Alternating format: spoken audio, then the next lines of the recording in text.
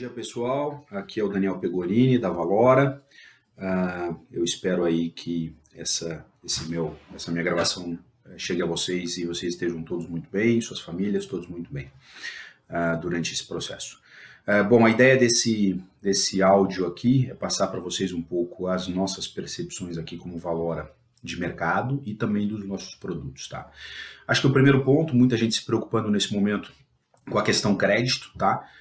Obviamente é uma situação bastante inédita, a gente já viveu algumas vezes crises, eu, por exemplo, já tenho 12 crises pelas costas de mercado financeiro, mas nenhuma exatamente igual a essa, né? Você está tendo aí você tem uma crise que afeta de maneira muito aguda a receita das empresas, né?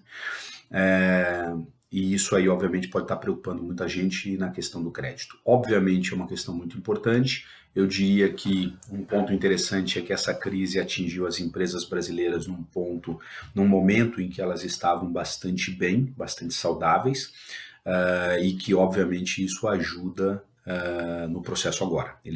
Eu diria que muitas das empresas, as grandes empresas, têm alguma gordura para queimar, no sentido de ajudar nesse momento a conter aí na quarentena do corona. Obviamente, quer dizer, não estamos falando aqui de um processo que possa durar alguns meses. Se você estiver falando de 3, 4, 5 meses, aí a história é outra e talvez a gente tenha que rever toda essa situação.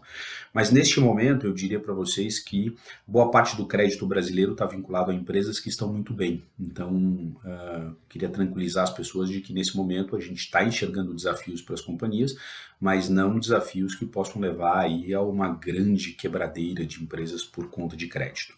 Ao mesmo tempo, quer dizer, vocês bem sabem, nós aqui na Valora, a gente tem bastante investimentos nos FDICs, né? O Guardian é um fundo que investe bastante em FDICs. A gente tem acompanhado muito de perto esses fundos. Todos eles têm nos passado a percepção de que todos eles estão com uma mesma estratégia, tá, de redução do volume de operações. Então é mais ou menos o seguinte: os FDICs eles têm muitas vezes, por exemplo, 2 unidades monetárias dadas de empréstimo para um investidor e eles acabam tirando essas 2 e emprestando de volta uma. Então com isso eles conseguem fazer aí um movimento de retirada do crédito das companhias de forma controlada. Eles sabem fazer isso muito bem. Quero lembrar vocês que a gente viveu um momento muito parecido com esse sob o ponto de vista de receita nas empresas pequenas e médias, quando a gente teve a greve dos caminhoneiros. E a greve dos caminhoneiros, se vocês me lembrarem, demorou entre 3 e 4 semanas. Portanto, as companhias, neste momento, os FDICs, neste momento, eles sabem lidar com situações como essa, onde você tem quedas dramáticas no nível de faturamento das empresas. Eles sabem conduzir esse tipo de dinâmica, pelo menos no curto período de tempo. Eu não estou aqui falando se, de repente, esse tipo de processo durar aí meses, tá certo? Mas neste momento a gente não enxerga que existam problemas na nossa carteira de FDICs. Todos eles são fundos que são ou bem subordinados ou estão vinculados a operações como utilities, commodities ou consignado, onde a gente não vê problemas nesse momento. Então, para vocês terem uma ideia, quer dizer, nas carteiras de FDICs que nós temos uma parte relevante de FDICs na parte de utilities, que é a parte de água, energia elétrica. A gente está bem tranquilo em relação a esses produtos. A gente também tem uma parte relevante na parte de consignado público. A gente acha que esse é um momento em que a última coisa que o governo vai mexer é no pagamento de pensões e no pagamento de aposentados. A gente tem uma parte importante também do que a gente considera os massificados, que é a parte de cartões de crédito, principalmente os cartões de crédito aí Nubank, etc. Bom, nesses fundos a gente tem uma dinâmica bastante importante de pulverização.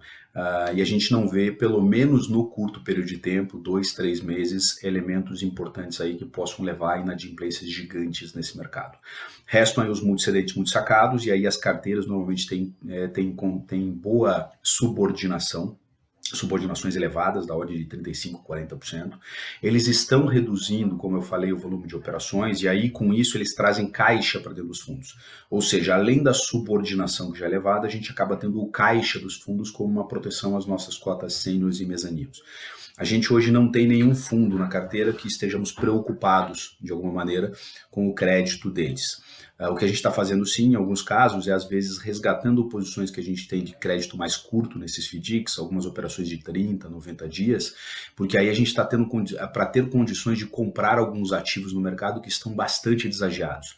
Para vocês terem uma ideia, quer dizer, FDICs AAA que foram lançados a CDI mais 1,5, CDI mais 2, até menos que isso, como o Brasil Foods, como o Syngenta, como o Saniago, estão hoje negociando a CDI mais 4, CDI mais 5 em pequenas boletas, e isso dá um ganho bastante expressivo em termos de crédito barra spread de operações de crédito para a gente. São ganhos bastante interessantes. A gente já vem vendo aí algumas oportunidades nesse sentido e vem, na medida do possível, fazendo pequenos investimentos e aos pouquinhos, de forma a colher também um pouco de resultado positivo de alfa dentro do ambiente que aí está. A gente hoje não está preocupado com o nível de resgates que estão dando os fundos, os resgates estão, obviamente, um pouquinho acima do histórico, mas eu considero que normais dentro dos padrões atuais e eu considero que os fundos têm liquidez suficiente para enfrentar esse momento de resgates, eles são preparados para isso. Os nossos FDICs, como por exemplo, os nossos fundos de FDICs, como o Guardian, por exemplo, eles têm aí mais de 40% de liquidez dentro do prazo contratado de 90 dias de resgate e tem um prazo elevado de resgate de 90 dias que dá tempo para a gente organizar o processo de saída de eventuais resgates, etc. Mas repetindo, quer dizer, os níveis estão absolutamente dentro de uma normalidade para um processo, para um período como esse. Então eu considero que estão ok. Eu tenho feito com bastante intensidade contatos tanto com investidores dos fundos quanto com outros gestores, então gestores de renda fixa, crédito privado. Tenho buscado, na medida do possível, auxiliar no desmonte de algumas carteiras de créditos estruturados de outros fundos, de forma a liberar espaços e permitir que os fundos não desenquadrem ao longo do processo de downsizing. Além disso, eu tenho conversado diariamente com muitos dos nossos investimentos, as empresas investidas através de debentures, CRAs, CRIs, e também a parte de FDICs, né, as empresas na ponta. Então, buscando sempre obter aí uma melhor informação mais atualizada, no sentido de tomar decisão com mais informação possível. Tá? Além disso, quer dizer, muitos de vocês sabem, a gente acabou de fazer a emissão de um fundo imobiliário, o VGIP, ele está já praticamente alocado, as alocações são boas qualidades de crédito, a gente não está preocupado nesse momento com não ter pagamentos mensais e rentabilidade como alguns fundos de shopping do mercado, a gente não está vendo nenhum cenário como esse nas nossas carteiras. Nosso fundo de CDI, o VGIR, ele tem uma concentração grande residencial, mas não é aluguel residencial, quem paga a gente são as incorporadoras, e eles estão todos bem garantidos por imóveis e projetos que são bem localizados e que têm muita liquidez. O loan to value das nossas operações é bastante elevado, a gente tem operações bastante colaterizadas por garantias. Então, estamos tranquilos com o crédito nesse momento, tanto no VGIR quanto no VGIP. O VGIP, aí o irmão mais novo da turma, mas ele já está também completamente alocado em operações que têm uma característica muito tranquila para a gente, são build-to-suits de empresas muito grandes, em imóveis que são importantes operacionalmente, a gente não está esperando ter nenhum problema com o pagamento de aluguéis desses build-to-suits e também nas outras carteiras. Então, a gente não deve ter aí nenhum movimento da forma de não pagamento de rentabilidades mensais, não deve acontecer aqui com os nossos fundos. Acho que de modo geral é isso. Eu já começo a ver algum movimento de retorno dos negócios. Eu acho também que essa discussão em torno da intensidade da quarentena deve ser